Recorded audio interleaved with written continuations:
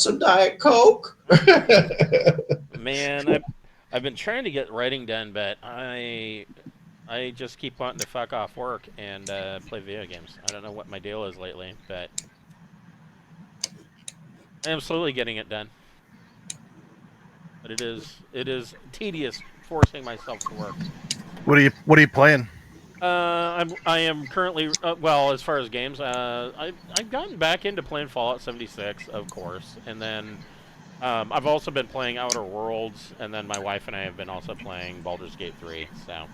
Right on. So yeah, I've got so many games on my computer that I mean, and then I just added.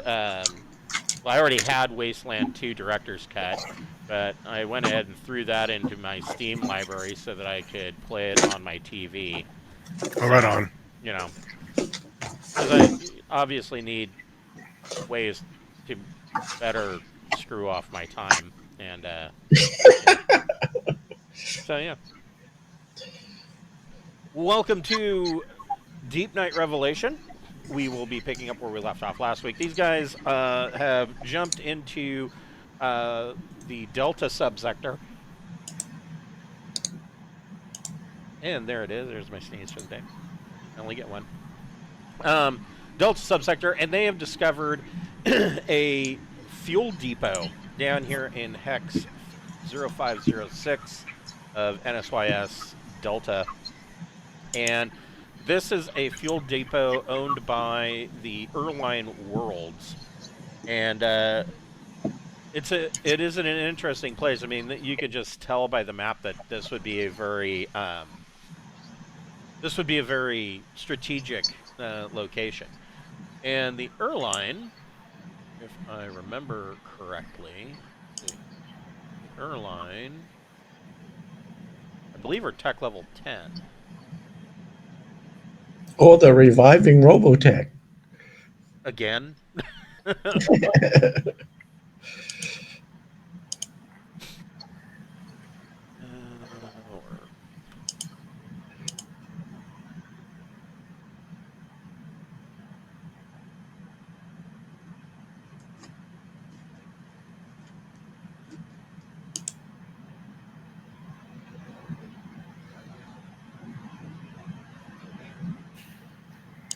Yes. Yeah, they are tech level 10. So they are, approaching more of a tech level that you guys recognize as being a tech level, as opposed to everything else looking old and rather used and boring, antique-like even. And so you guys, you did last time. You did some talking with them, and they pretty much let you know that pretty much right off the bat that they control the entire system, and so they wanted to remind you of that. Kind of, they don't know who you are, but they wanted to remind you that they own the entire system. So mining and anything else in the system is verboten, and they give out free fuel to ships of the Erline Worlds, but they aren't above. They aren't above trading for fuel for other races that come in, and so you guys have agreed to dock with them and kind of have a chat, and you're kind of hoping that you might be able to get some more information from these guys. But before we start, we would like to thank a friend of the Greenwater Guildhall. None of these are sponsorships or partnerships of any kind. They are just products that we really like. Man, I don't know. I'm allergic to stream. And so tonight we would like to thank Fable Beard Company. Fable Beard Company makes wonderful beard products such as oils, balms, butters, beard wash, and beard co-wash. They have a line for women under the FableBeauty.com line, and all of their scents are all based on a fantasy hero. Tonight I'm wearing Dr. Wolf, which the scent is a light pipe tobacco with blueberries. But they have a number of different scents. I highly recommend going through their site. They also have a bunch of seasonal scents, so there's going to be stuff coming out for this summer. One of the ones that was my favorite, I was around 4th of July, and I forget the name of it, but it smelled like a mix of gunpowder and lemonade, and it was really good. It was really That's good. unique. Yeah, it is. It is unique, but it smelled really good. So if you are a first-time purchaser, you can go to fablebeardco.com and create an account, and they have a buy one get one free option. So go ahead and put 2 beard oils into your cart, and when you check out, use the code FIRST in all capital letters, and you will get that second beard oil for free.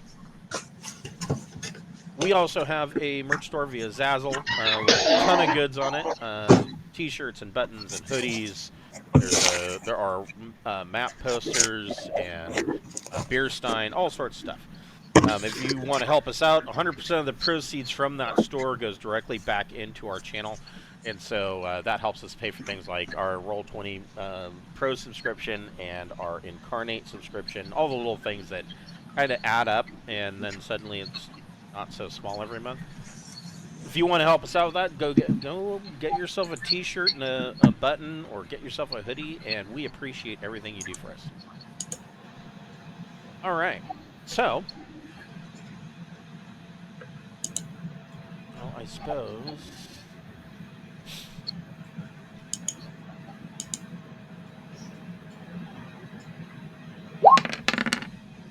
So yeah, the piloting crew on the bridge brings the Revelation up to a dock, or up to a airlock on the fuel depot, and this is the fuel depot. I need to grab you guys.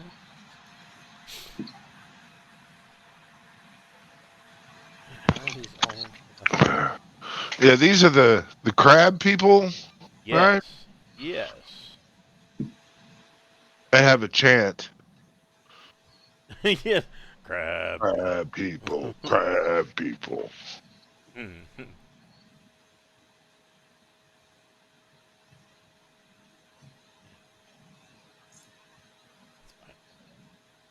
That's fine. It's all fine. Keep it.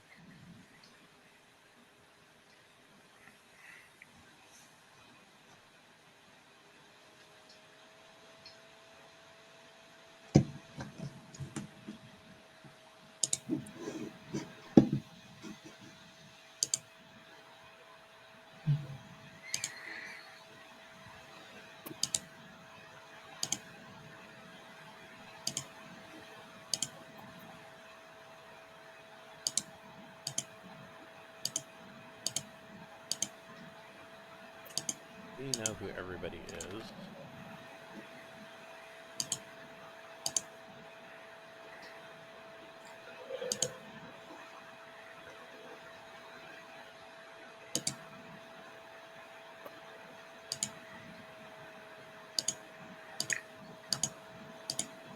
So they pull up, and there are these large airlock doors, of course, on either side. And this is, I mean, it is industrial because this is a fuel depot, but you know, tech level 10, it's not too bad.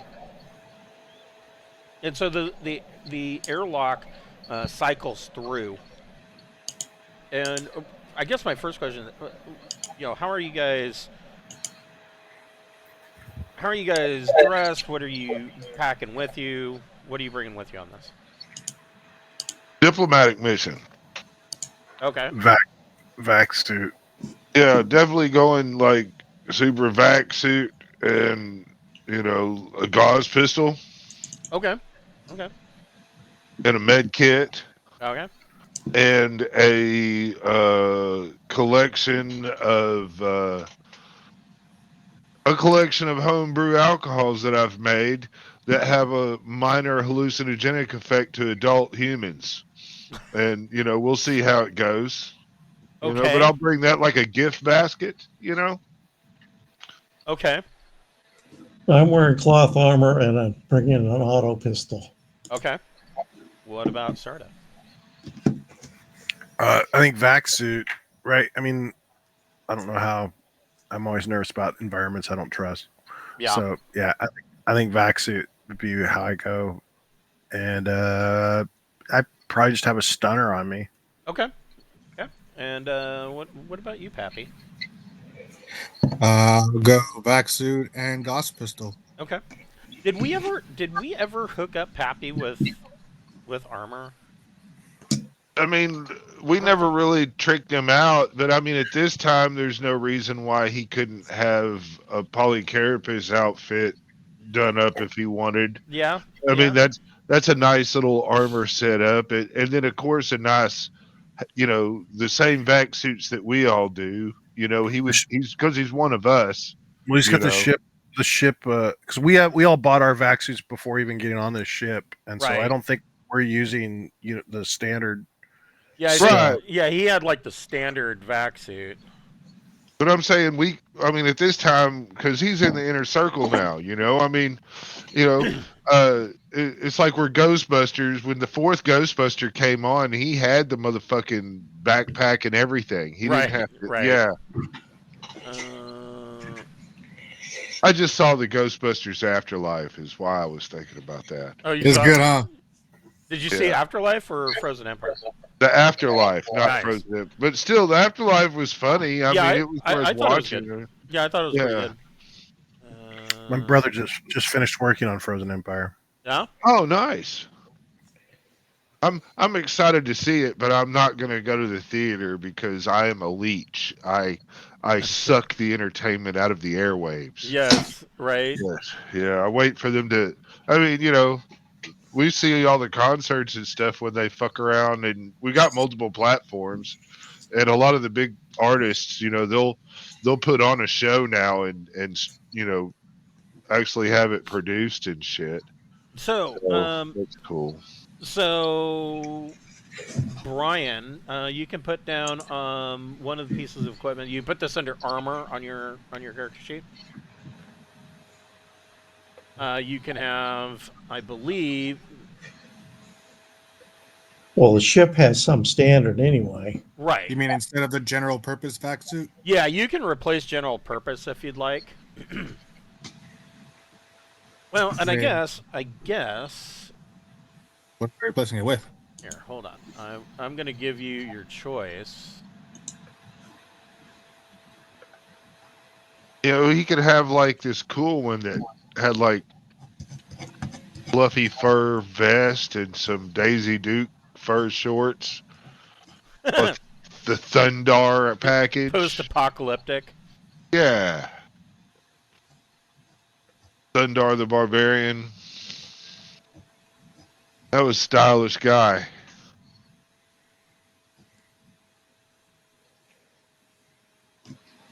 He wears gray sweatpants. Yeah, some gray sweatpants with a furry vest. And some fucking house shoes. Absolutely. Yeah. Some slides. Jeez. Hey, I've got a pair of pink slides. They're Adidas slides. And them fuckers, man, my youngest son wore them forever, running on them and shit, and now I use them. And them fuckers, they last. Oh, yeah. Yeah, at Dollar General, they used to know me as Pink Slide Guy because I'd come in with my pink slides on. So you can pick from these standard types of armor. Now, Polycarpus is probably some of the stronger stuff. It reads as a bodysuit of fibrous material with attached plates of polymer plastics designed to shield major arteries and organs. The carapace comes complete with an armored face mask and half helmet. It is good protection against all forms of weapons, but can be restrictive to limb movements. Polycarpus armor imposes -1 on all checks that involve physical activity, but there is no penalty to close combat attacks. TL11 and above, more advanced lightweight versions are also available that are less bulky and do not restrict movement and provide better protection. So these guys, I believe, can create advanced polycarapace. Yeah, we can. We can do that tech level TL13. 13. Yeah. Yeah, we can do TL13 shit. Which would give you plus 16 protection. Now this is unpowered armor, so it is not going to protect you against, it's not a spacesuit. It's not going to protect you against vacuum or anything like that. But it's really good at soaking up damage. Yeah. Okay. I mean, you guys seem to like that seems to be the best one on the page, and you're saying I can have it, so I'll take the best one on the page. If you want to get that one, you can. You can do something more discreet, such as like a cloth trench coat or a cloth jacket. These look like regular jackets, but are actually like a Kevlar armored jacket. You want a mix of all that shit. I mean, really, because you never know what you might. I mean, we might not be able to fully armor up sometimes, but a Diplo vest fits under anything, and the armor stack. Yeah, so you could put a Diplo vest on underneath, for instance, a cloth jacket, which would give you plus 8 protection total. Yeah, and that's going to take most of your little bullshit 2d6 pistol shot. Well, it's not really plus 8. It kind of is. So whatever damage would get through the plus 5 of the jacket. So let's say that you take 8 points of damage, and the jacket stops 5. There's 3 left. Well, the Diplo vest would stop the additional 3. Yeah. But a Diplo vest is a good thing, and then there's like the expandable shield that just kind of fits on your wrist, and you push a button or something, and the fucking shield goes whoosh, it's and great it's for out. melee combat. Yeah. That's plus 8, but you can't use a two-handed weapon, so you get no rifles or anything like that.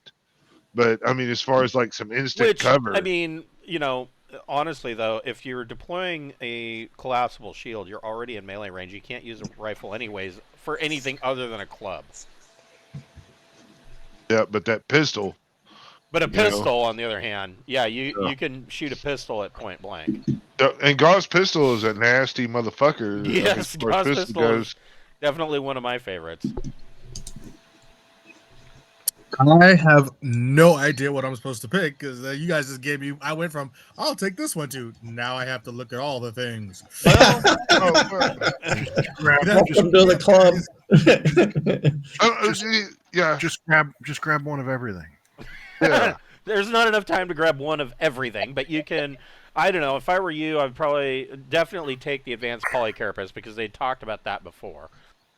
Grab a Diplo vest, grab cloth armor, and I would probably say grab a Diplo vest, and then your choice, either a cloth jacket or a cloth trench coat, and then a vac suit. Is there a better vac suit than what I have on here?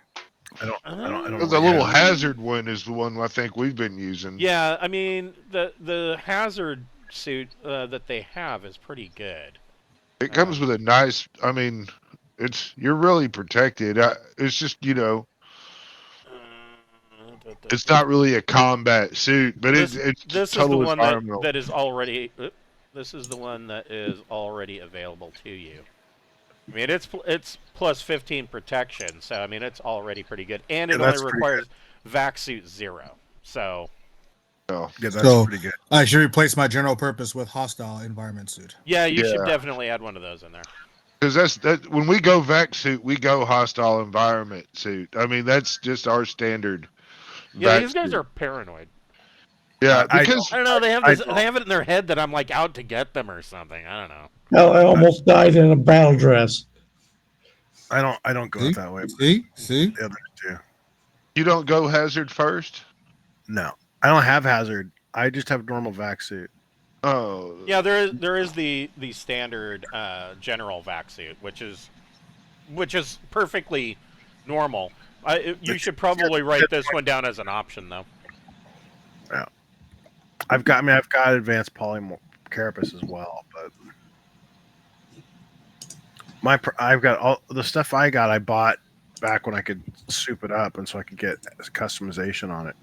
I feel you. Dinner's here. Nice. But I mean, we can still customize shit. I mean, all we have to do is just decide you want to use the resources to have it printed. I mean, we have fabrication chambers and all kinds of shit. I put a lot of resources into that early on, so we could make whatever the fuck we wanted. Right. Yeah. Yeah, the fabrication chamber. I know you made sure that you had stuff that you could print the parts for this stuff. So I mean, there would have been enough time that you could have printed this armor. Fabrication, whatever. A replicator, if you want to go Star Tracker. And I mean, really, you know, in my opinion, the standard handguns that they've got, or the standard weapons that they've got on Deepnight Revelation, are pretty damn good. I mean, aside from the, you know, maybe some higher tech level lasers and shit like that, the Gauss carbine and the Incel Arms Gauss pistol are pretty awesome, which I think you already have. And I think you have the shotgun. Yeah, I have a shotgun, and I have an IS-4 Gauss and a Sec 12 shotgun. Yeah, perfect. Yeah, the IS-4 Gauss is a really good pistol. So, sorry, this is that armor, in case you weren't done.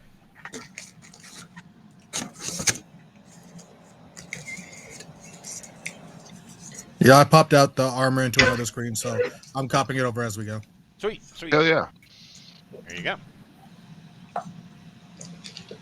Okay. So I guess we're You stepping guys said out. we're doing a diplomatic thing, so I probably shouldn't be walking around in anything like super crazy, but like the not the advanced former polycarapace, but probably just a vac suit kind of thing. Makes Yeah, more general sense. vac suit. Yeah, just general vac suit would be. I mean, if you show up in the HEV vac suit, you're sending a message.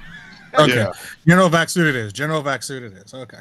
And then you're just carrying your IS-4 gas pistol. Yeah. So you I'm guys, following suit with the group. this door opens and standing inside is one of these. Is an Erline, and you know, a large crab person, crab people, and he says something in Erline. Your translator picks up, and he and of course Sarda, because of his ganglion, he understands, and so he welcomes you to the. Do they even have a name for this? Probably not.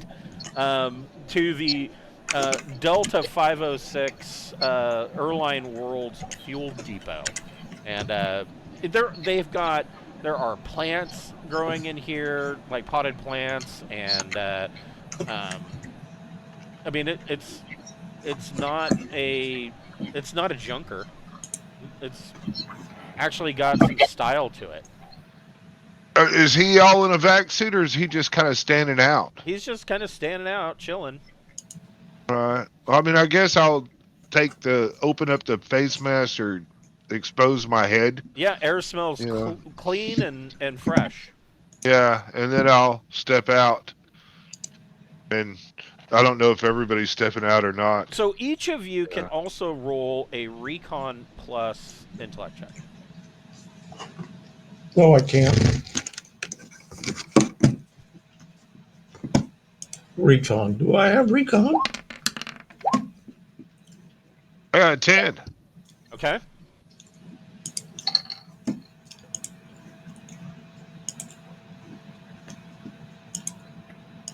Okay. Let's see what we get. I got a 10. Nice. Roll, damn you, roll.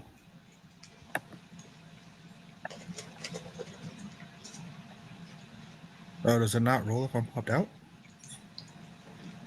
Oh, don't you love that when you click to roll and then it just sits there and it's like, rolling. Fine then. Are you rolling? You said you would. You said you were gonna roll, and then you lied to me. Let's try this again. You said recon. Yes. Oh, you're doing character sheet button pushing? Yeah. Yeah, good shit. There you go with your 5 having ass. You know, it's funny because I've always run games in Roll20. I've never been a player, so I have no idea how to do any of that. I don't. I keep a character sheet in a text document, and I keep them in a PDF. My buddy, he got so into it when we were playing D&D that he would like import all of the rolls from D&D Beyond and put them into Roll20, and so like, yeah, it was wacky. Yeah. You could do all sorts of scripting and shit. I never got that into it. I hate coding. Hate it. Right. That's why I'm almost happy that the Wednesday night game is going to wrap up, because Ting's character sheet is a fucking mess. Right. And it's just from so many years of just constantly adding. I've got weird shit like this dude's hair. And, right. and, Well, yeah. you think yours is bad. Think about how Cameron's has been, because she's been there since day one. Yeah. Like, I can only imagine what her... I mean, in a normal game, you know, we probably replace a character sheet probably about every 6 months and just have people copy stuff over because their sheet's a disaster. But Yep. Well, like a D&D and shit, you got to do it every couple levels. so Pappy got a 5. So Randolph and Bocephus, as you guys were coming through the airlock, you see that there are a number of small craft flitting about the system, around this fuel depot, and they look like this.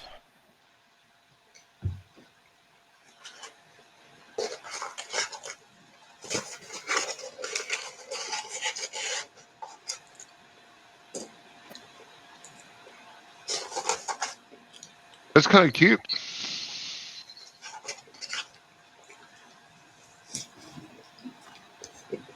And all of these are armed. You can clearly see that they have a plasma barbette on their nose. And you see a number of these things flitting around. Do those people sit out in space? No. Yeah, I assume that there's glass over this. Yeah. Okay. I mean, I think that's a safe assumption. And you also notice that none of these crafts seem to be manually piloted. There's nobody in them, but they're flitting around doing stuff. They're running, you know, they're flying a cap. They kind of escort in Deepnight Revelation as she docks, and so you notice these things come around. And so this guy welcomes you to the Delta 506 fuel depot in his crab language, and Bocephus steps out. What are the rest of you doing? I'm staring at the thing that are flying around. Looking out the window. Look at that! I want one of those. Yeah, I'll step out as well. Okay. What do you? He's looking at you like, yeah. Like, I just didn't want to start talking and hijack the whole narrative and fuck around and have us, crossing the streams in the bathroom or something. I figured let everybody step out and. I'll admire the drones as well. okay. Yeah, so I'll offer him the gift basket and say, we come as peaceful traders. So with Sarda and Pappy's roles, what you notice is you see looking around, like the airlock and this air reclamation unit up here, and even the antennas as you're coming in. You see that this fuel depot runs on a lot of automation. Okay. Like, that there's a guy greeting you almost seems superfluous. Like, there's so much automation here. And as soon as Revelation docks up, you can see that there are automatic hoses and connectors that automatically connect to Revelation. Should an agreement be come to begin refueling. Is there any sort of branding anywhere on the facility, like corporate logos or anything like that? No. Okay. I mean, there is I wouldn't say logos, but there is writing in the Erline language that you recognize, Sarda, and you see it around. I mean, it basically just is a pinstripe that says, Erline Worlds, and that's it. Gotcha. All right, so we're trading for fuel that we probably could just scoop, but let's go discuss what we can trade. So yeah, so he kind of gives you a tour, since you are he's very he's fascinated because he's never seen. Well, that's not true. He says that you remind him.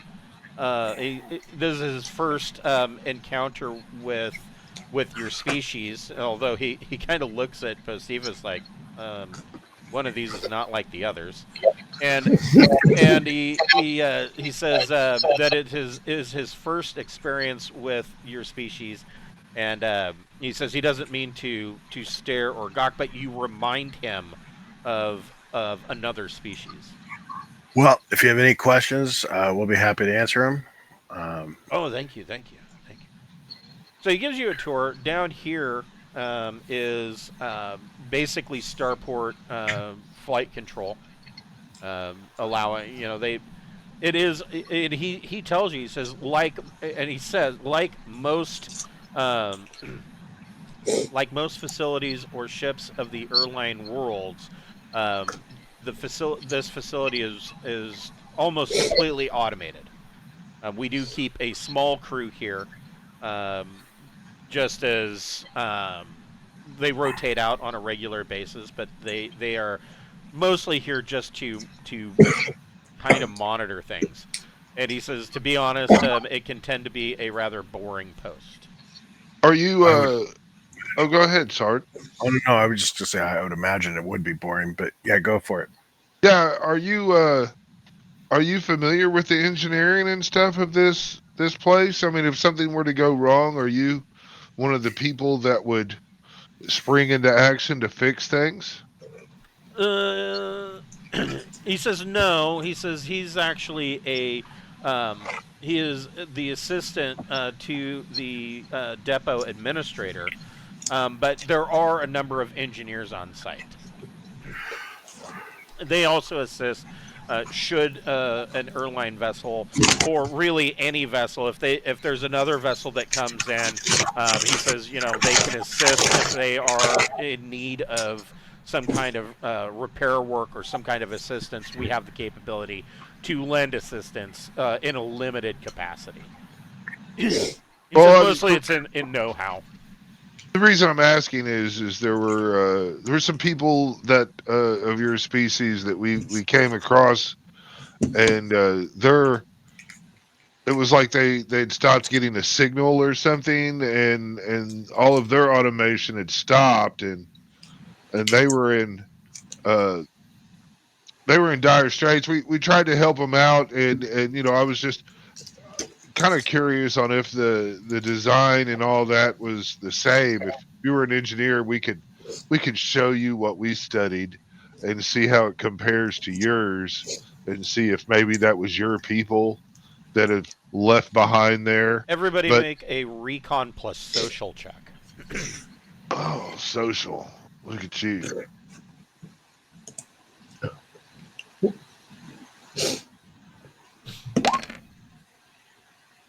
Nine. Hell yeah.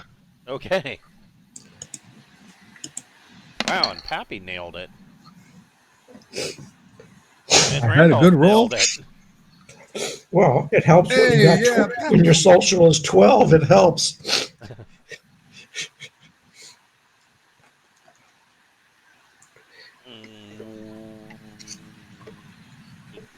Did you roll, Sarda? I'm locking up here. It looks like. Let me. Oh, yeah. See, and the same thing just had happened to Pappy. Yeah, page unresponsive. So let me. Hit that refresh. Fresh. I take full responsibility for messing up the game. Yeah. It's Pappy's fault. Spreading. No, man.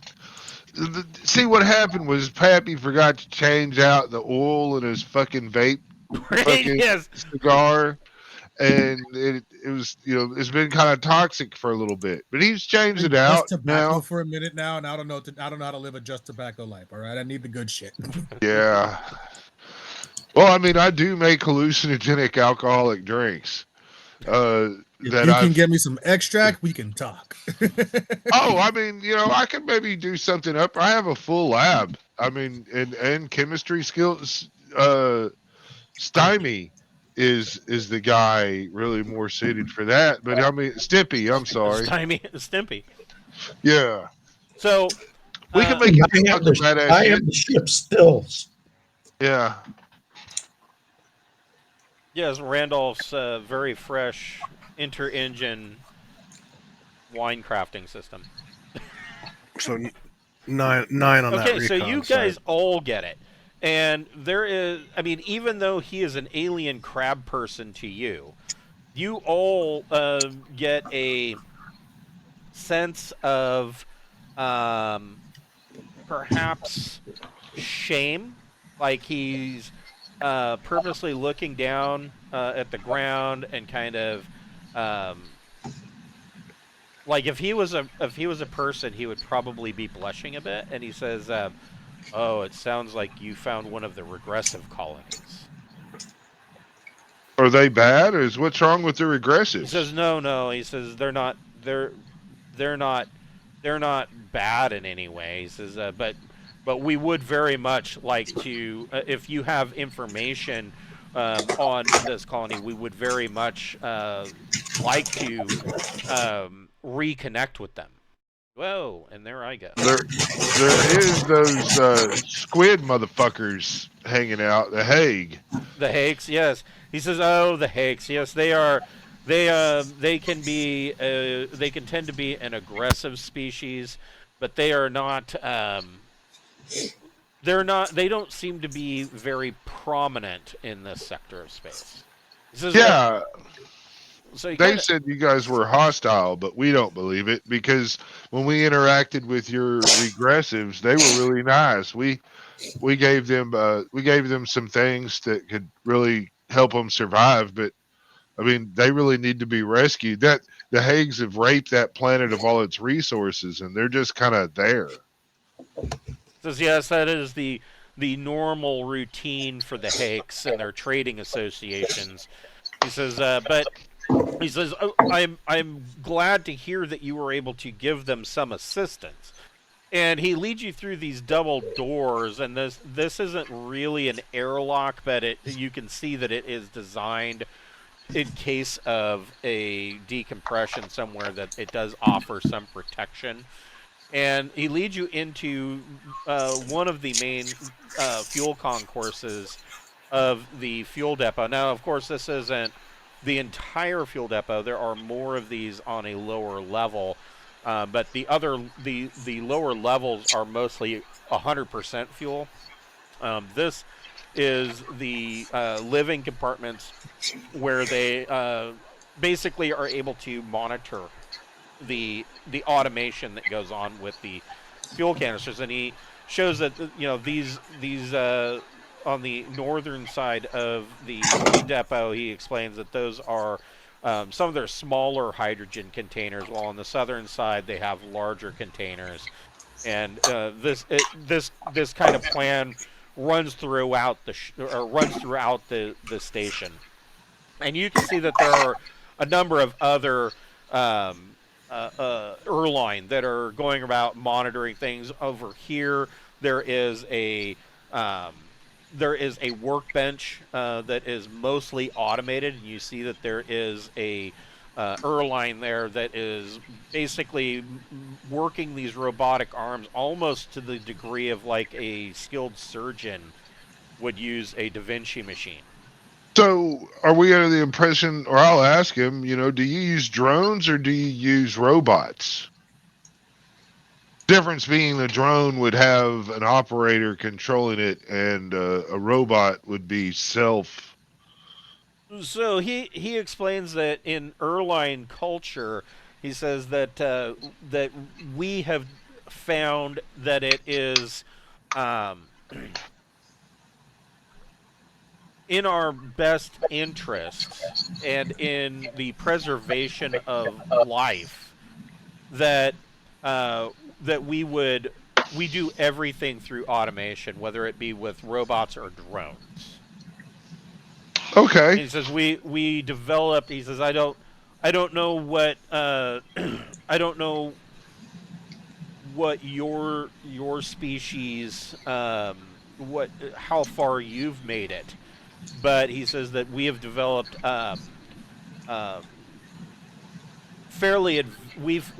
we experimented and developed artificial intelligence at a fairly young technological age.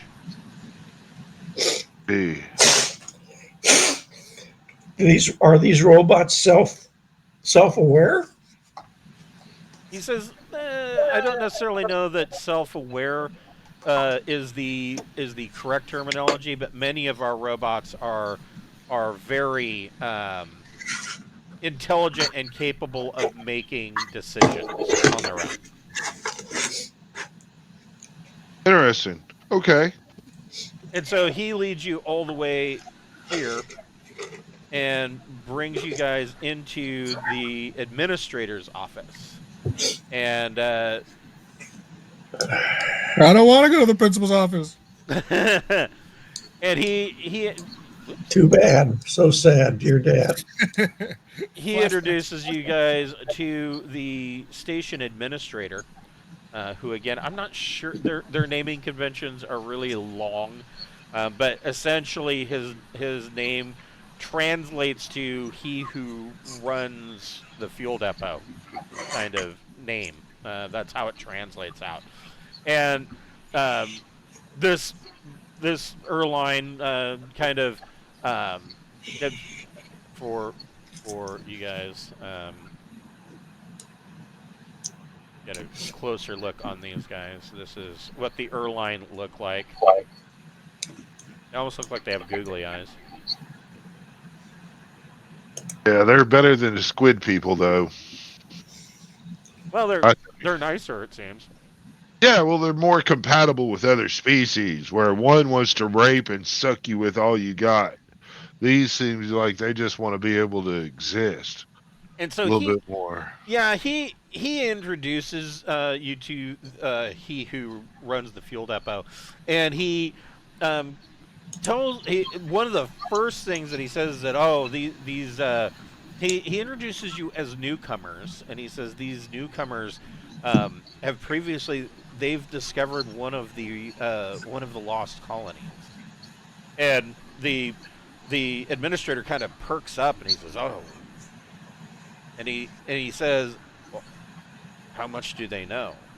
And the assistant says, "Well, there's not much to know.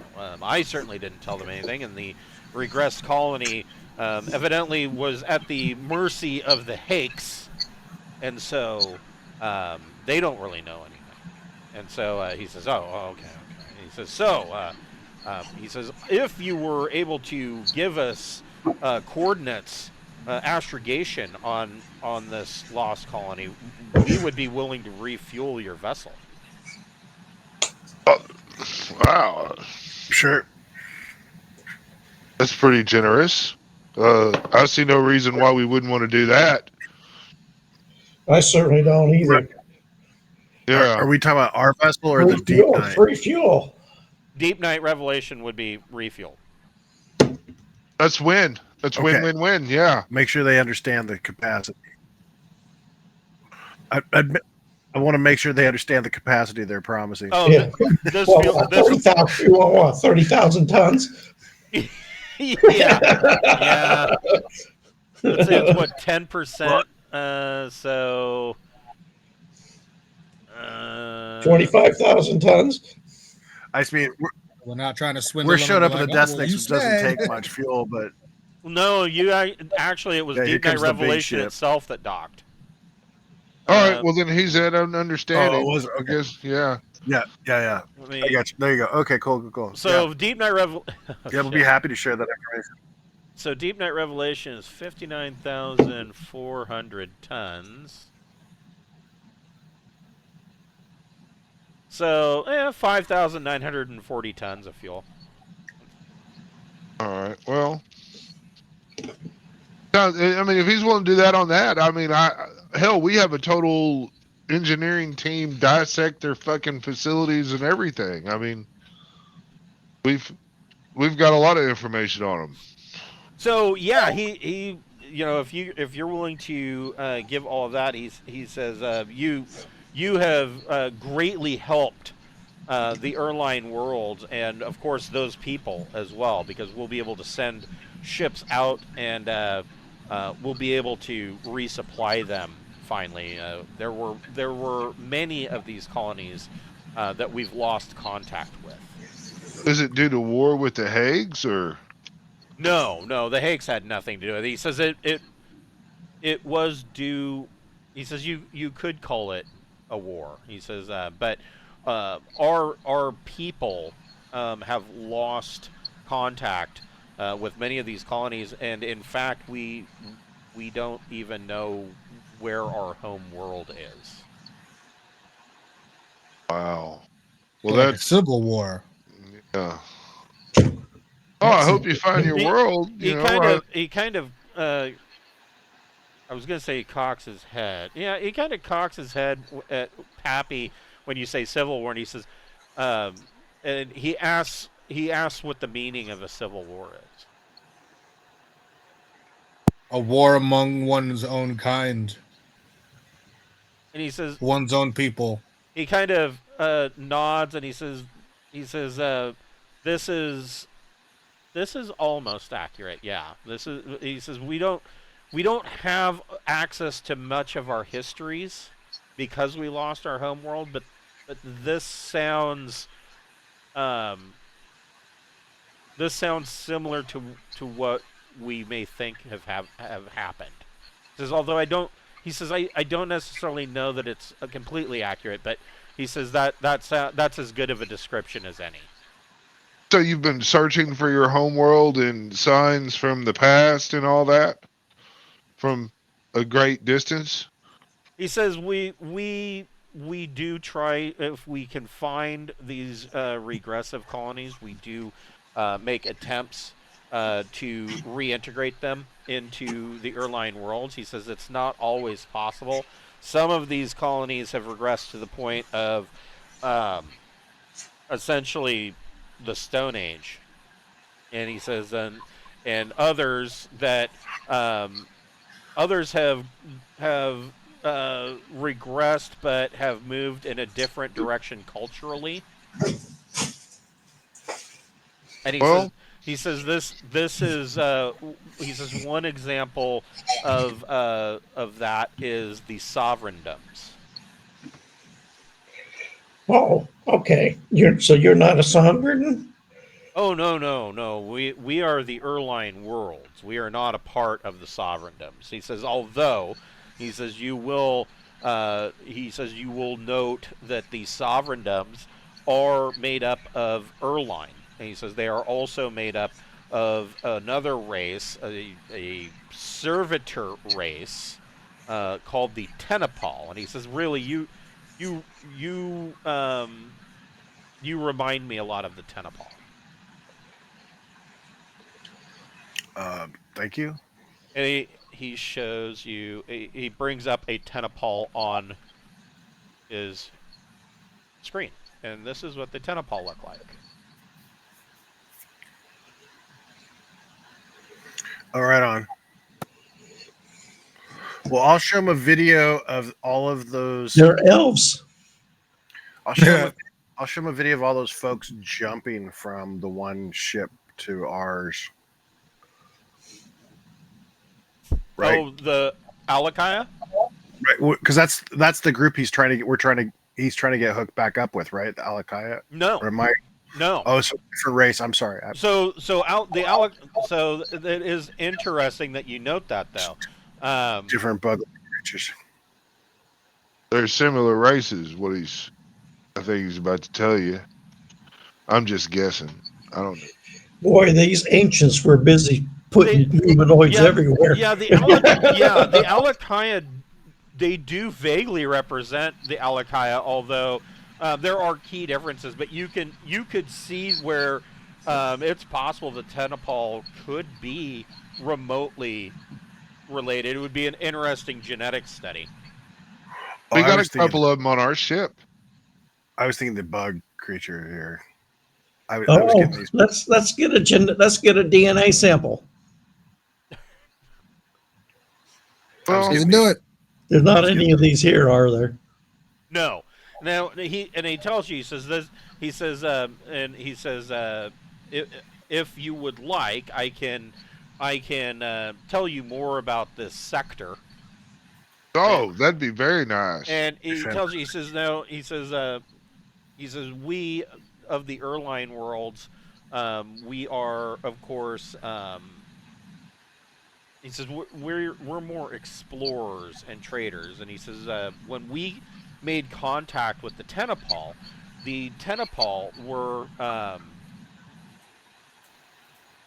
were very angry with us, and he says a minor wars broke out. We could never understand why until we made contact with the Sovereigndoms, and the Sovereigndoms, it seems, made contact with the Tenepal before the Erline Worlds did. And the Sovereigndoms made a point of pretty much, in some cases, conquering Tenepal colonies and rounding up some of their people. And now the Sovereigndoms are mostly Erline, but they do have a population within them of Tenepal, people that have never known their home culture. And the Tenepal people, of the natural Tenepal people, they have a hard time telling the difference between us and the Sovereigndoms. And we've recognized this, but any attempt that we've made to say, hey, we're not like them, they don't believe us. They're more like, well, yeah, that's exactly what the Sovereigndoms would say. And then they come round us up and turn us into slaves. I'd stay away from them too. Good out. So he is going to open up your map. And he is, I mean, they tell you that they are in no way experts on the entire sector, but they have pretty much explored, a good portion of the sector. At least the portions that you still have dark. So let's see. Actually, the fastest way of doing this is to do. There it is. Flip. So you are down here, and if you zoom out, you can get a better look at how big a sector is. Oh, that's great.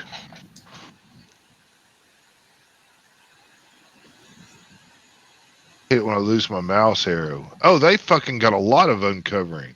So let's see here. Let me take a look, and he can describe more of.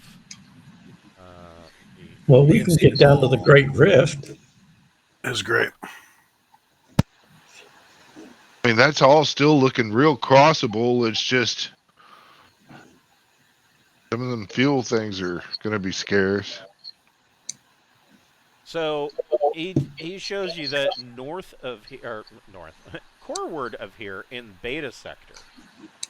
So where you were picking up a bunch of radio signals, this cluster here, he tells you that that is those are the main worlds of the Tenepal Alliance.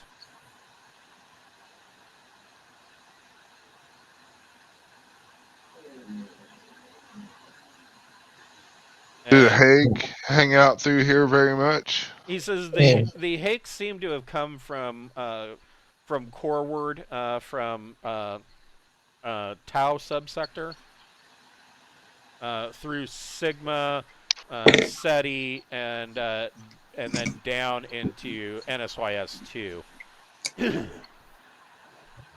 And then he tells you, you know, Delta, the Delta subsector. These are, let's see, here, and here,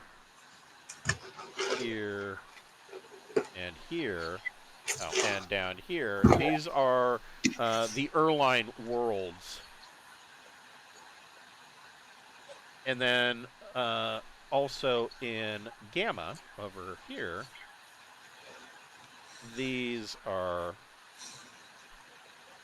Erline Worlds. Now he does say that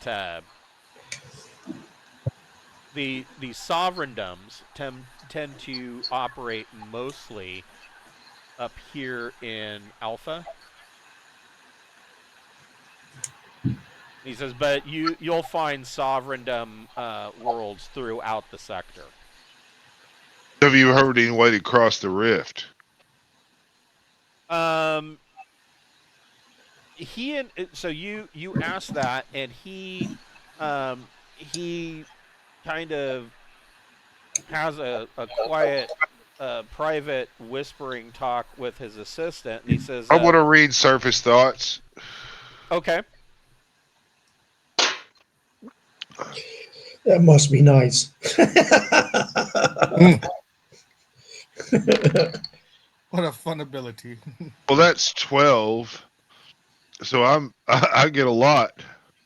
So he himself does not know of any crossings of the Great Rift, but you do detect that that somebody in the Erline Worlds, or the Erline Worlds as a nation, does have information of a way across.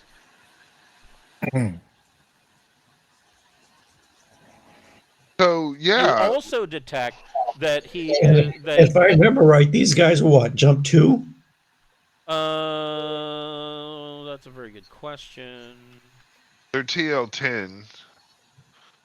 So they could have jump 2. Jump 3 would be risky for them, probably.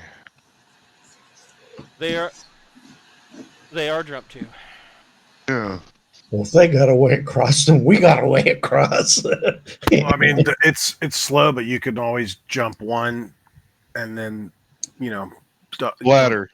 Bladder and fuel drop. It's unlikely that a jump 2 vessel is going to make an easy jump across the rift. It's unlikely that a jump 6 vessel would have an easy jump across the rift. There's still going to have to be some deep space refueling. He himself, he's aware that this is a possibility. He doesn't know how or where to do it, but the feeling that you get off of this is that somebody in the Erline Worlds does. The other thing that you're detecting is that, and he is even, it's something so shameful that he doesn't even want to think about it. There's something that he's hiding. You detect the same thing from the assistant. I'm not necessarily worried about shame. So I'm just what is saying, it that you're shameful of? Yeah, Your ding's not work anymore? What's going on?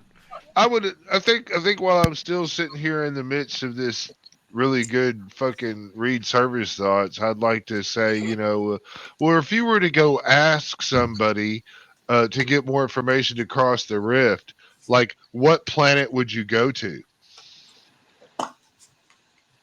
Make a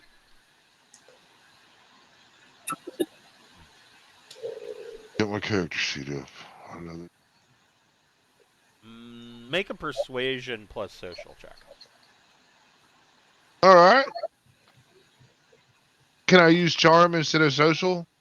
Yeah, I'd let you use charm instead of social. Thank you. That gives me a look at that. Whoa! Suck it. Look Suck at it. the boxcars on Bocephus.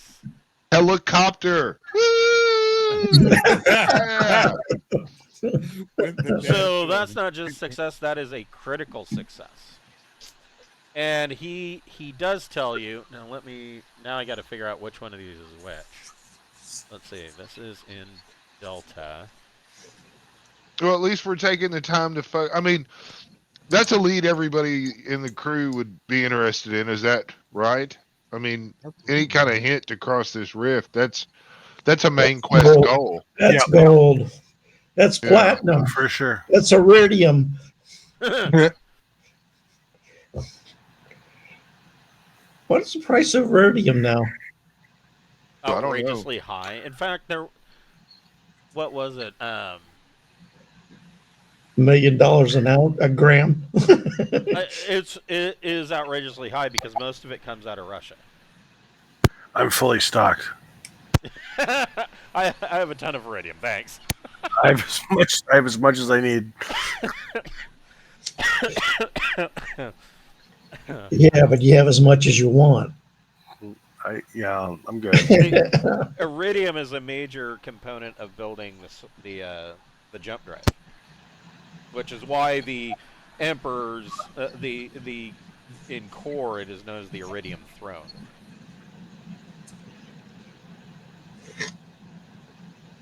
Well, I mean, then really what we need to do is wait for the Russians to develop it and then jack them for it. There were the last season of For All Mankind, they get into talking about the reason why they're going after that asteroid is because it's chock full of iridium. Yep. Loves to smell Which iridium. they directly stole that idea from the real asteroid Was it like that's full of, what was it, just gold and platinum, like something to the tune of like $400,000 trillion worth. I mean, if you brought that back to the Earth, our economy would collapse. Right? 20 quadrillion credits? Yes, exactly. Yeah, it would be. Yeah, I mean, is that so much that it would change the mass of the Earth significantly and therefore change our orbit? I don't know, but if we were to mine that asteroid, I mean, literally, the price of platinum and gold would fall through the floor. Yeah, but I don't necessarily have a problem with that. Well, I mean, You don't. Not gonna have a lot of it stored up. it'd be like Rick and Morty. Like, watch as I destroy a civilization by changing a 1 to a 0. Well, I mean, I don't necessarily have a whole bunch of shit invested in all that. So if all of a sudden, we had if our most valuable Gold was suddenly worth $2 an ounce. Yeah. Just means they got to step up their marketing game. That's it. I still think that it's going to be a matter of time before that one that's used for like all the batteries. That's going to be the one that's going to be the real Lithium and Yeah, cobalt. lithium. Yeah. Because And you know that You know some what asshole. you know what currently the rarest metal for those batteries is? Nickel. what? No nickel. Nickel. They mined the shit out of it in Canada. They've Yep. got a huge crater up there. Yeah, the fact of the matter is, if they were to mine that asteroid, there would be some asshole, probably somebody who worked for De Beers, since they were the ones who invented this entire idea to begin with, that would then come up with the idea that, oh, well, it's gold or platinum from Earth, and so it somehow has better value. Just like diamonds. Diamonds are unnaturally inflated in value. Diamonds aren't really that rare. Oh no, we got one here. We have And De Beers keeps thousands of them De in Beers stock. keeps thousands of them in stock and has just convinced everyone that they're so fucking valuable that you got to pay. You got to get a second mortgage on your home in order to buy a wedding band. we have a public diamond mine in Arkansas. You can pay a real small nominal fee and go dig and look I've heard for about mines. that. Yeah. Yeah, I mean, there's people find decent sized diamonds there all the fucking time. Well, there was a woman that was just in the news. She pulled out something like a $5,000 rock out of there. Yeah, I mean, it's pretty common. Pretty common. I'm saying like once or twice a year, Yeah. someone will get a pretty big rock. I mean, there's people that actually make a living finding small diamonds there. So, I mean, whatever. Yeah. I don't want all that shit under my fingernails. God damn it, I got diamonds under my fingernails again. Well, I mean, if you're always clawing and digging at the dirt, man, just think how much shit gets underneath your That's true. fingernails. That's gotta suck. That's true. Yeah. Well, I had the thought the other day, like every single piece of dirt that you walk on or dig in, at some point, was poop.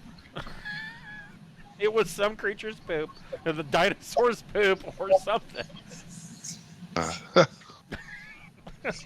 Well, you One know, man's poops, another man. where do you think the organic matter in soil comes from? That's right.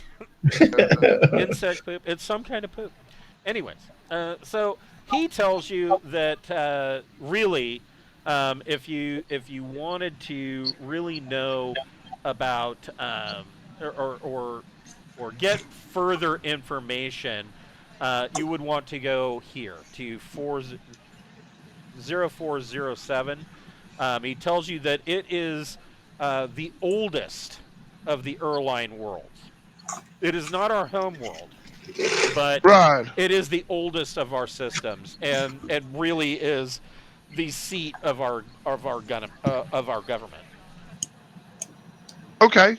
Well, that's wonderful, and it's just next door. It's real close. And he tells you that the colony there is on a world called Zalline, and that really it's the headquarters of our military, and is the seat is the capital of our I guess nation. Right. The capital of the Erline Worlds. He Huh. says, aside from being the capital, there is also a small mining outpost on the inner planetoid belt. There are few other off-world possessions, but that's our oldest system. Is there any freight that needs to be transported or passengers? He says, well, he says you do seem like very kind people.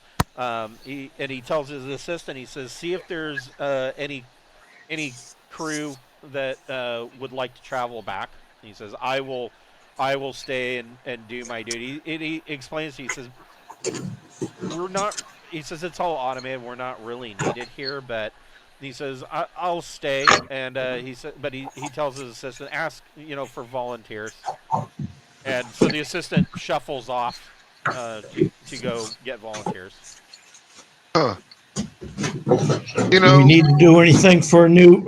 Do they need any different atmosphere or food or anything?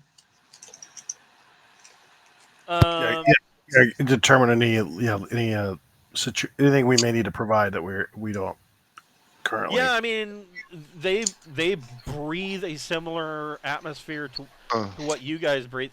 But as far as, let me double check something. I don't think. So even though all of these guys they're essentially, I mean, they have shells, right? And so they're essentially walking around naked. But you see many of them, and let me bring up their picture again.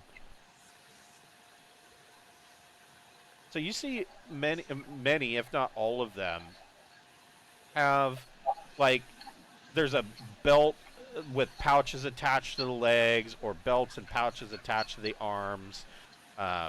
you see little manipulator tools that are attached to like their forearm of these front manipulators that they've got, and you can tell automatically that these guys are extreme tool users. They have recognized the fact that they are crab people, and that they're not going to be capable of doing everything that their bodies will allow them to do, and so they have designed tools to allow them to do things that they wouldn't normally do. They get a -1 on any task they have to complete using their physical resources, but they get a +2 on anything that they would do remotely. Oh, right on. So they're really good drone operators. Yep, they almost all of them have electronics remote ops operation. But they also have like Waldo rigs and standoff systems, things like that. Okay, that's nice. You know, I went to the doctor's office the other day, and he told me that I was really prone for masturbating. Well, he did. He said I was a high probability of having a stroke. Yes. Right. Yeah.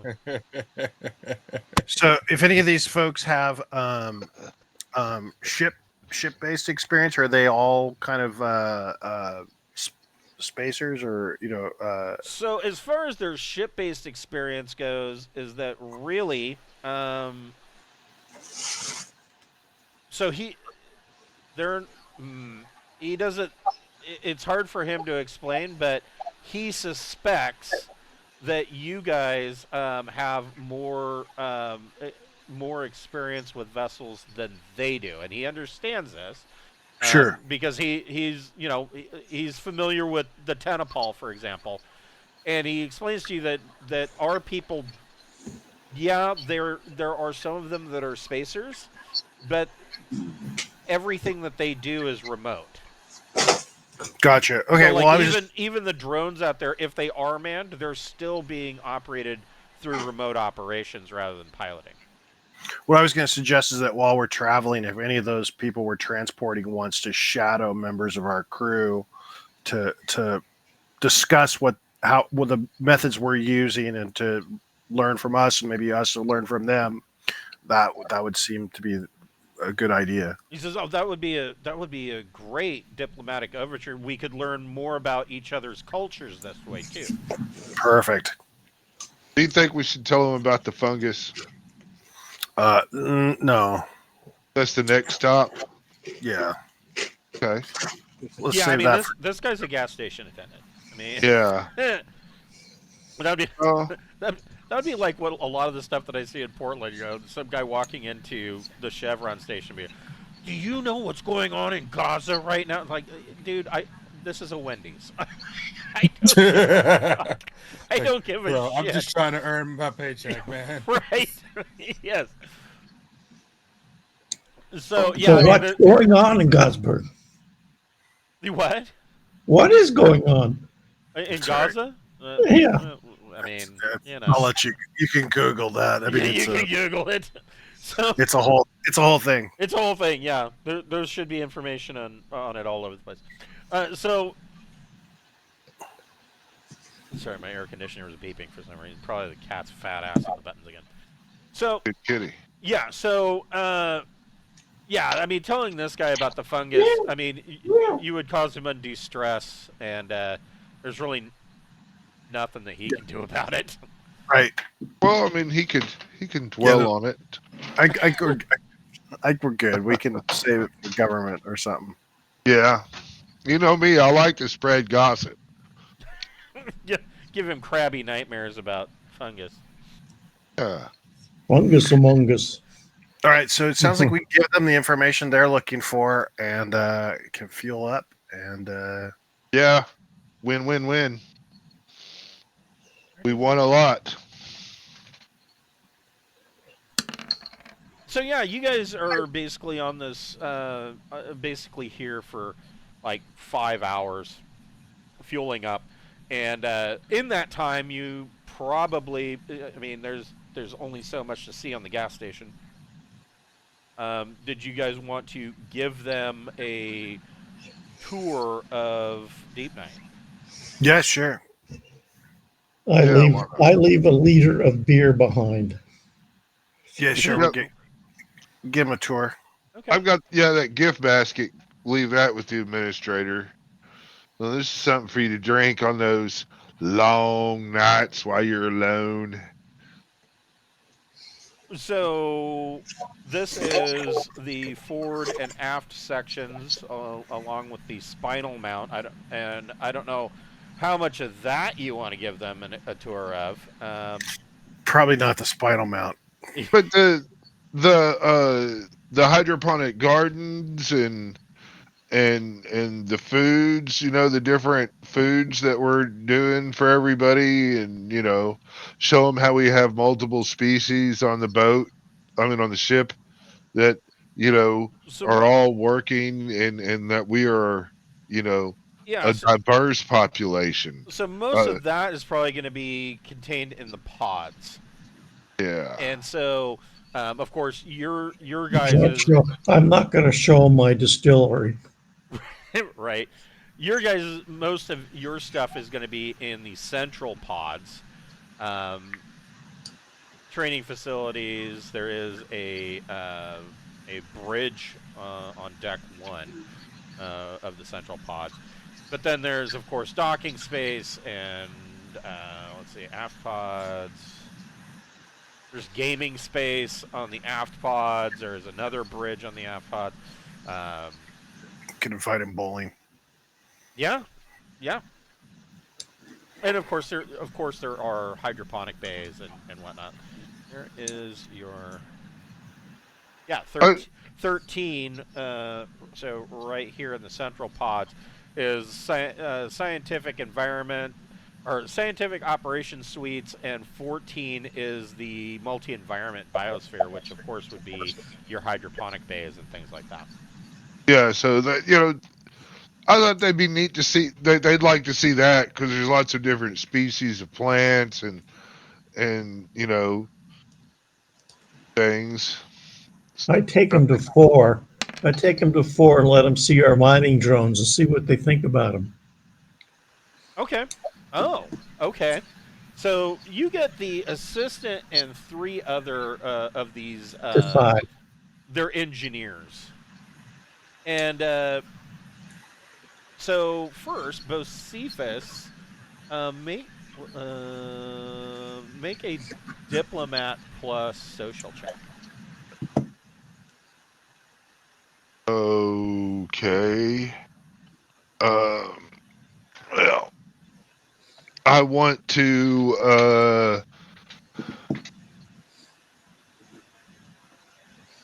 I guess I want to make. Oh well, we'll just see how it goes. Fuck it. All right, here we go. 6. So that's not bad. So yeah, these you give them a good tour of your hydroponics bays, and you kind of emphasize the diversity of the crew, and you do fairly well simply because you're in the central pod. This is your playground. This is your home, and so they're impressed with your ship. You do note that due to their size, they are having a little bit of maneuverability problems in your narrow corridors. Perhaps then we take them to a centralized location and let them continue the rest of the tour with drones. So, Randolph, let's see, missiles and drone storage is in 3. Up here. Randolph, do you have remote ops? No. You do not. Nope. You'll have at least 0. Yeah, go ahead and make a electronics 0 plus intellect check.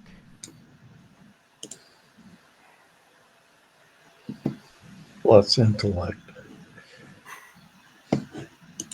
I do have another electronics. Unfortunately, That's all you Oof. need. That's hard to beat. rolling the dice. Rolling the dice. Yeah, roll 20's kind of being a cunt tonight. I only got a 7. Okay, so you kind of are you get about halfway through explaining, how the drones, probe drones, and which are in 4, and how uh, the drone storage, how their launch systems, and about halfway through, these guys um, basically start finishing your sentences, and they start asking questions about remote ops that you may not have an answer to. They're looking over the consoles, and it seems like immediately that these guys know more about it than you do, and more about it than any of the technicians in the area, and they start giving ideas on how to improve your probes and drones. That's what I wanted to hear. I like these guys a lot. Yeah, they have they're We want to see if we can get some of them to go with us. Well, we've got a group that are now going to travel with us. Yeah, but only well, they're at least going to travel with you to for Zalline jump. Yeah. or Zaline, and so yeah, these guys, they have all sorts of ideas, and they are impressed with your probes and drones, but they're like, oh well, it would be better if you could do it this way, and some of their ideas are like, well, that would be great if you were crab people, but we're not crab people. So, and then, Well, they are crab people. and then others of their ideas, you're like, yeah, that's actually a pretty good idea. So they've got a ton of insight in how you could improve these systems. And you could do your third limb controls pitch and yaw, and your fourth limb controls. Right. Yes. Your fifth limb is thrust. Right. Yes. Exactly. Sixth limb is the probe's camera. Like, All right, wait cool. a second, we will have all those limbs. Right. And so, your 5 hour, that's basically your 5 hours, is just giving these guys a tour. And your astrogation department on the bridge has laid in a course.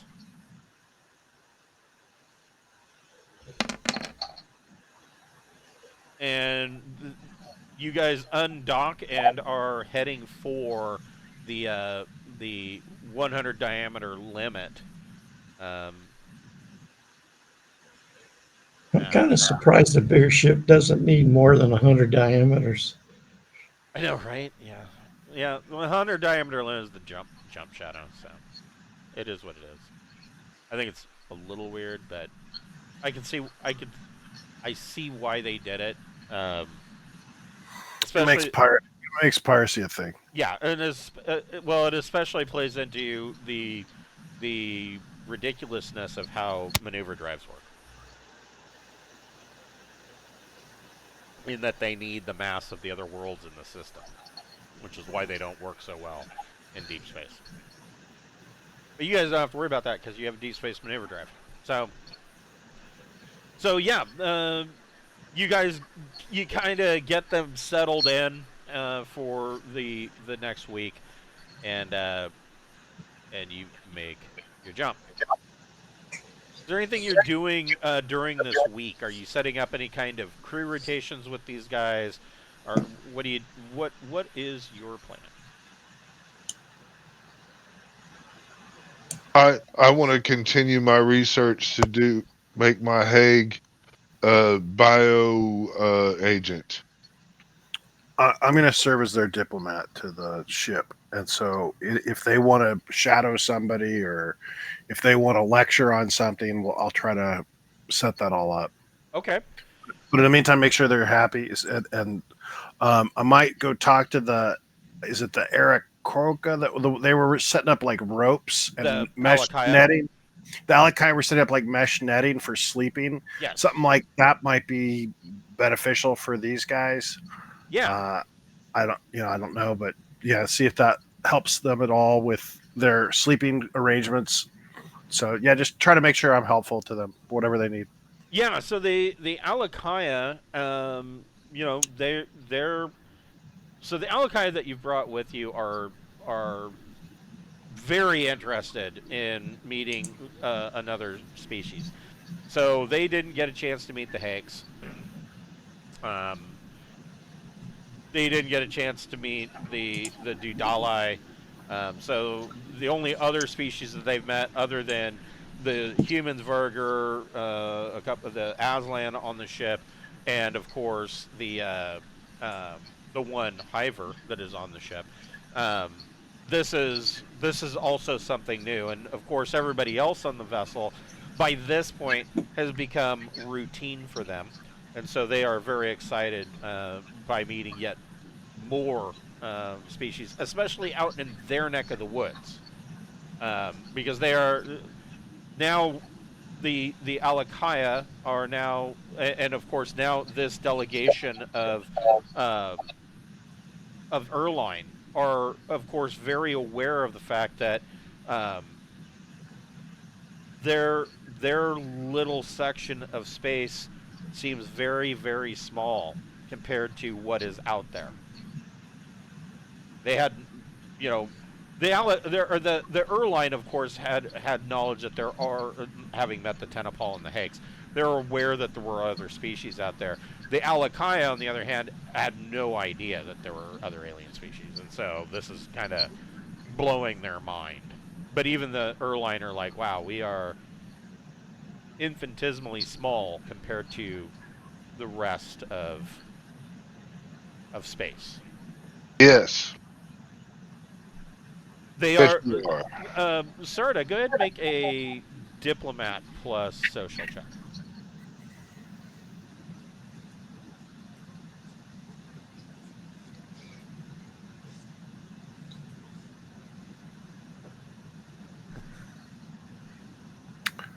Wow, I rolled pretty well. Okay, so the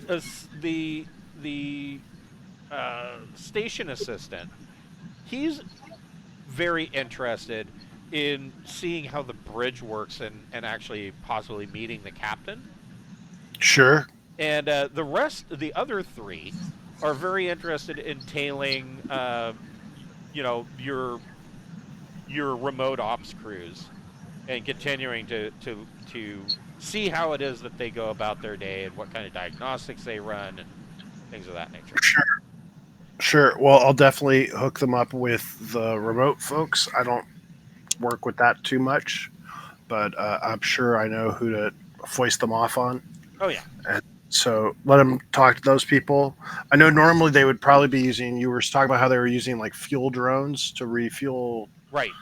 ship. And so, I mean, normally they would have been using those. So they'd probably be now, servicing and inspecting them and putting them all away, but they didn't have to, they got the refuel in the dock. That's so, those guys probably have spare time. So yeah, I'll set them up with those guys, and I'll take the other guy on the tour of the bridge. Okay. So yeah, you bring him up to the bridge, and of course all the shutters are down because you're in jump space. And but you step onto the bridge, and of course there's the holographic bubble, and I think I have a picture of that actually. Yeah, this will do. Something along these lines, of astrogation, and this Erline is the assistant is kind of in awe. I mean, most of the well, we lost Randolph. Most of the controls on the bridge are going to, I believe, have holographic controls, and that's mostly because you know this was this was redone. Yeah, it's got holographic control. This was redone by a private corporation, You know, it's not like the Imperial military usually puts holographic controls on their cruisers, but a private corporation, of course, no expense was spared. Especially since it was on a government-subsidized dime. You know, so... it's nice.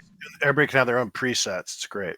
Right, yeah, and you can switch one console over to a completely different department instantly. You know, the piloting controls can suddenly become gunnery controls, and the Erline assistant is just amazed, and the captain, of course, welcomes him to the bridge, and kind of gives him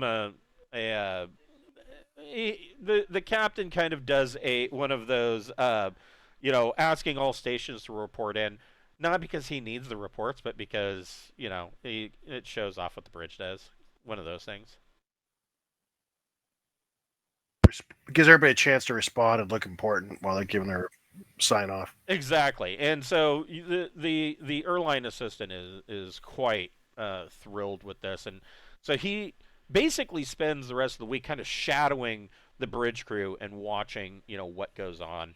And he remarks to you a number of times like that this is nothing like it is on an Erline ship.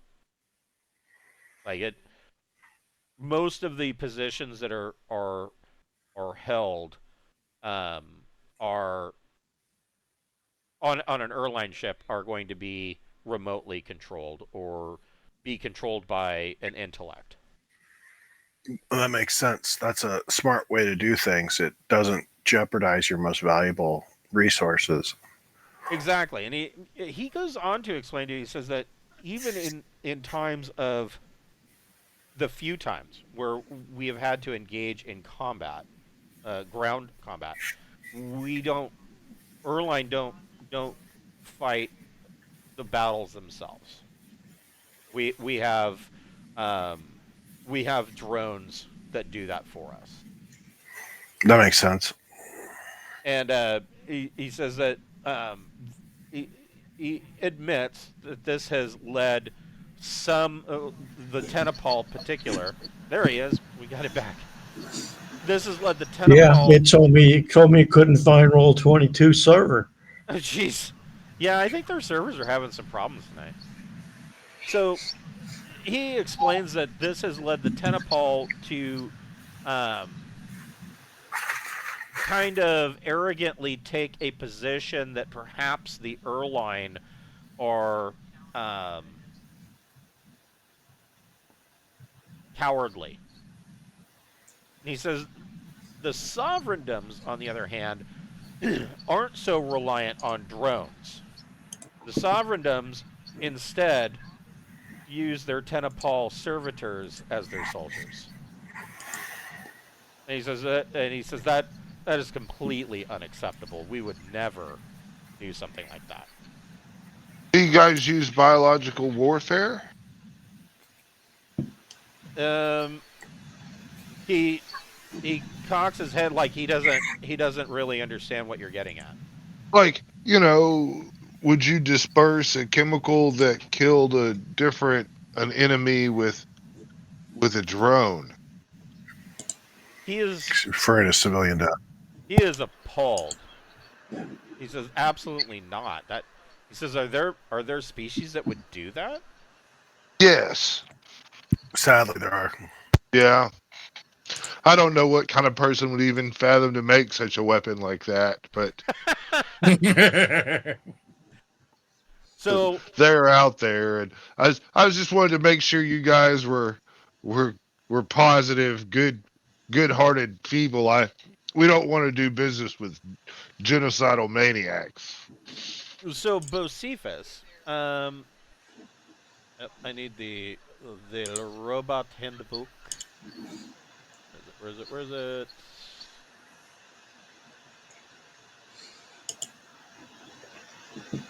I've got my buddy Stimpy as my lab assistant. Yes. We're hanging out in the lab, Nothing to see here, just two guys hanging out in an office. And I assume you're not inviting any Erline into your into your lab. I'm not inviting anybody into my lab. I've got This is I've my got vat to jerk off into. yeah, I try to not to let people come in. If people come in and start hanging around too long, I'll start telepathically sending them uncomfortable emotions. So they'll just mentally at their core want to leave. Okay. So I got shit in here I'm not trying to brag about, you know. roll 2d plus 3. Okay. Sounds like a good number. 8. And roll 2d plus 2. Oh, 5. So the first clone that is grown is basically like a hex, but it has some problems. And it does not survive the cloning process. Well, And I mean, you can, of course, do an autopsy on it to discover, what was the problem. no, I think because we're going away from space that they say that it's there, I don't feel like when I started this project, I was really thinking we were going to go through this long, long space of these fucks, and I was wanting a way to make them not be so strong and but now since I mean we seem to be moving out of their space and going a different direction, you know, I I don't necessarily I need to go on with it, but I would like to do, to see if there was some type of natural toxin it was, making or something that would make it harm itself biologically, and that might be why it died. Make You a know, make a medic plus intellect check. okay. Now you're talking, Crisco. That's a 12. Okay, so yeah, you kind of do an autopsy on this thing, and the first thing that you discover is that it it very closely looks like a hex should have. Maybe some of its tentacles might have come out a little gimpy. Your estimation on this is that it simply wasn't enough of a DNA sample to accurately work things out. Okay, I need to get a whole body. Yeah, or a better chunk. Yeah, Um, maybe. so there's that. Well, we can use a harpoon next time. We just have to kidnap one of them and take it, or take a tentacle or off cut one. off a tentacle. Yeah. The other part. So going over this thing, you're not seeing that the Hakes. And let me just double check this.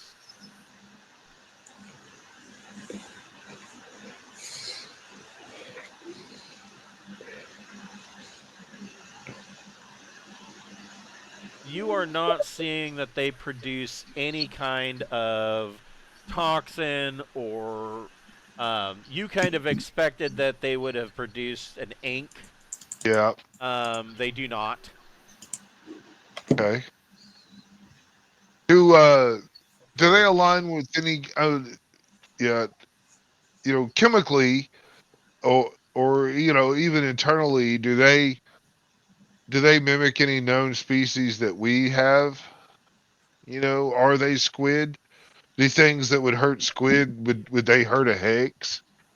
Hard to say. And you know that they are, and you know this from your visual examination of them, that they are semi-aquatic. So they do enjoy their downtime in liquid environments.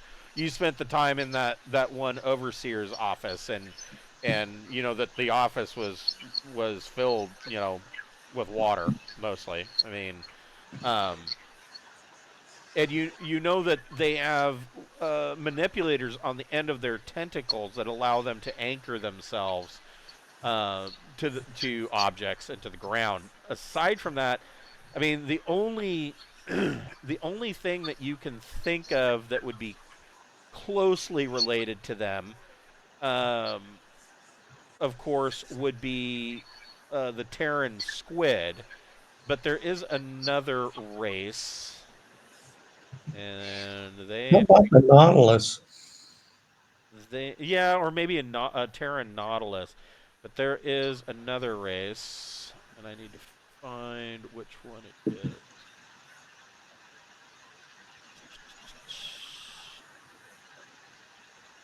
I bet it is these guys right here.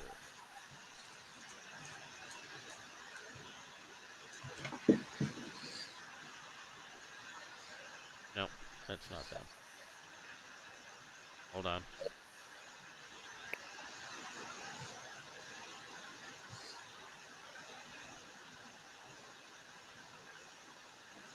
So the best way to probably prepare for them is we need some kind of weapon that would cause them to have that would maybe attack the water they're made out of.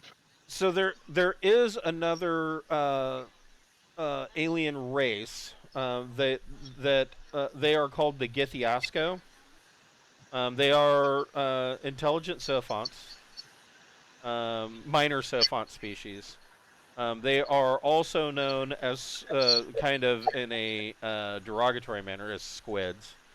They are also known as the Wuahi, which is an imitation, another kind of derogatory term, and it is that term is kind of mocking their whistling type speech, and they are essentially sentient, kind of a cross between a squid and an octopus. Huh. Um, Interesting. and they can be found, for anybody that is interested, in Journal of the Traveler's Aid Society, Volume 2. And they can be travelers. It's going to be extremely difficult because they're going to need, very special vac suits and Waldo rigs and living environments. They're the closest thing that you can think of to a Hakes. And the biggest difference, of course, being that the Hakes don't have to be submerged in water all the time. I mean, a Githiasco can be out of a liquid, a water environment for a very limited amount of time. A couple of hours. But for the most part, they have to have a multi-environment compartment that they live in on the ship. They have to have special suits that for extended periods that are going to be filled with water so that they can function, or that they can live in a comfortable environment. And of course, in addition to their tentacles, many of them will use Waldo rigs, similar to like uplifted dolphins would use. Would use that kind of stuff. But these Hakes, that's the closest species, and I mean there are a number of. I'm sorry, I'm losing people again. There we are. So there are a number of similarities, but there are also, I mean, at least according this is the first Hakes that you've dissected, and you know that it's not perfect because it was a malformed clone. But there are, from what you're seeing, there are also a number of differences, at least according to your medical library. Okay, then I want to just try to map out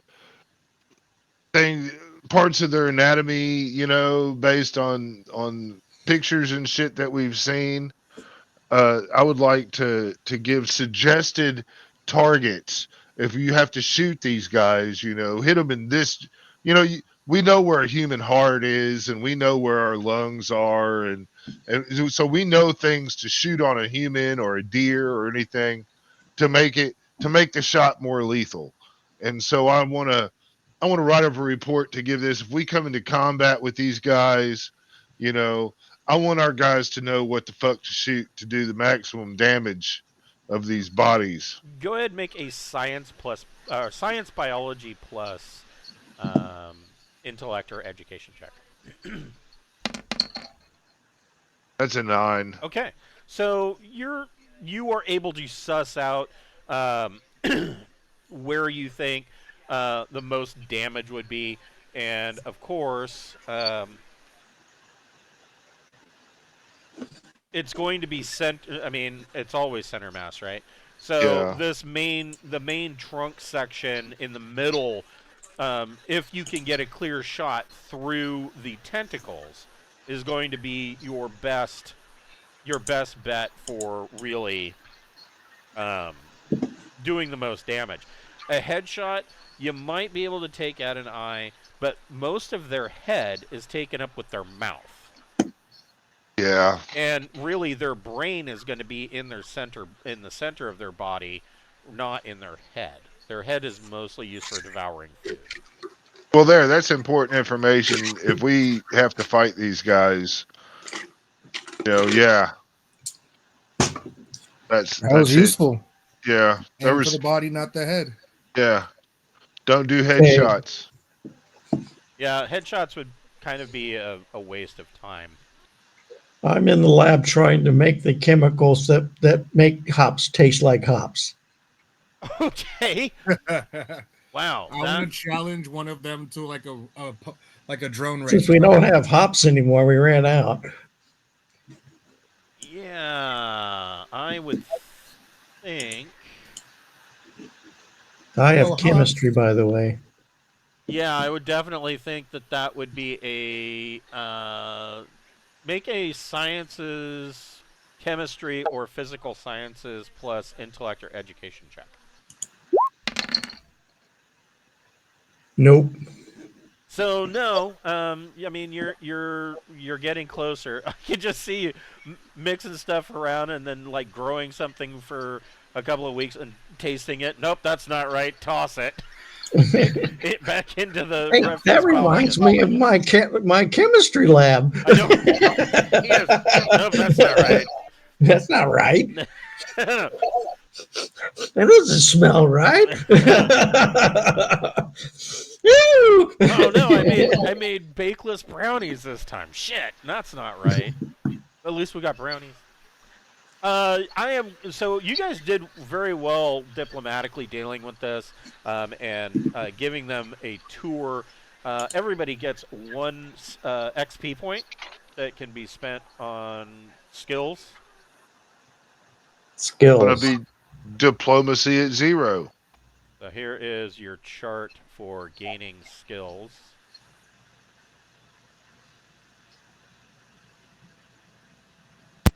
I'm going with remote ops 1. That's a damn good idea. That's one of those skills that most time you overlook, and then you're 2 or 3 sessions in, you realize, oh shit, I'm in a future campaign. Yeah, I really kind of need remote ops. Well, I've got the expert systems. The problem is that it's almost always a dex based, and I don't have wired. I don't have the wired. I've just got the chip. So right, yeah, you've got a wafer jack, not a neural jack. We can work that out if you'd like an upgrade. That's right. That's I true. got you. I don't mind, upgrading your body for you. That would probably put him out of action for a week or 2. Yeah, but we got time. I mean, that's like some major neurosurgery. Sure, we can wait till you get shot or sprain an ankle or something. I'm I'm gonna do remote ops too. I'll even use the non-lead Yeah, source. also. That's what fast drugs for. Right. Yeah, that's true. I can do things. Yeah, I could definitely have you patched up and going real quickly, though. I mean, I've got top of the notch medical facilities and lots of education I'd like to use on you.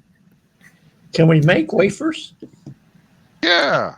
Oh, I would think that. Yeah, I would definitely think that that just Deepnight Revelations workshops in general would have the capability of making wafers. And Bocephus has the robotic and cybernetic sciences. Now, regular data wafers, yes. Implanting skills on wafers, that might be a little bit more of a challenge. But yeah, you could probably do it. I imagine that especially for like dexterity-based skills, it's going to be a lot like motion capture for video games. Because essentially what that wafer's doing is programming your nervous system for muscle memory. I mean, it would just make sense that we would have the programs to load up on wafer jacks to give people, a wide variety of much needed skills. We would have to be prepared for a lot of people to die and us still be able to keep skill sets going on. Yeah, but neural jacks aren't really that. I mean, they're not that common. Wafer jacks would be in the Wafer jacks would be, but neural jacks are pretty high tech. I'm also working with our bronze worker in the driving simulator. Oh yeah, you're still trying to teach him how to drive. Yep. I got 0 in diplomat. That's what I got. Okay. So I can't think of what I would add because I'm still kind of new to this quiz, new to the thing. Yeah, well, I mean, one point you can raise something you can get something new at 0, or you can raise something that you already have that's at 0 to 1. I mean, vac suit skills are always good. My vac suit's 1 already. Athletic dex is a good one. I don't have any of that. Athletic dex. The reason why I say athletic dex, I mean, all of the athletic skills, endurance or strength, of course, are good. But athletic dex is really one that is used a lot, and the reason that is the case is that if you want to throw something, it is an athletic dex check. So if I put athletics to 0, it'd have to be athletics dex specifically? Well, it doesn't have to be. You could be a strongman, and you could put it into strength, or you could put it into. Hold on, let me find it. Where's there? Endurance. So dexterity, endurance, or strength. You're a trained athlete and physically fit. The athletic skill effectively augments the traveler's physical characteristics. Whatever you can do with strength alone, you can also add your athletic strength DM2. Athletics, same way with dex. So, climbing, juggling, throwing. If you want to throw a grenade, it's an athletics dex check. So it'd be athletics dex plus your dex mod. Okay. Oh, I could get a +4 then. So I mean, 0 wouldn't give you a whole lot. It would just be regular. It would just be a regular dex check.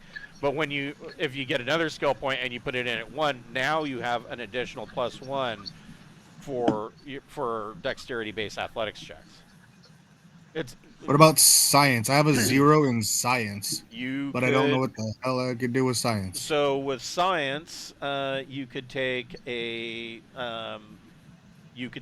specialty. So there are broad skills. You could go, if you wanted to go life sciences, you could go biology, genetics, scientology, or xenology with life sciences at 0 and one of those at 1.